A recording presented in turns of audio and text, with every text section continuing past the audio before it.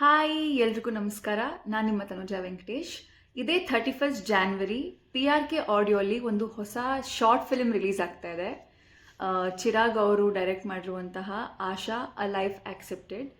ಇದರಲ್ಲಿ main protagonist ಆಗಿ act ಮಾಡಿರೋದು my very dearest friend Aishwarya Shetty. So I must say ಅವರು ಈ ಪಾತ್ರಕ್ಕೆ ಜೀವ ತುಂಬಿರೋದನ್ನು ನೋಡಿ ಐ ವಾಸ್ ಮೆಸ್ಮರೈಸ್ಡ್.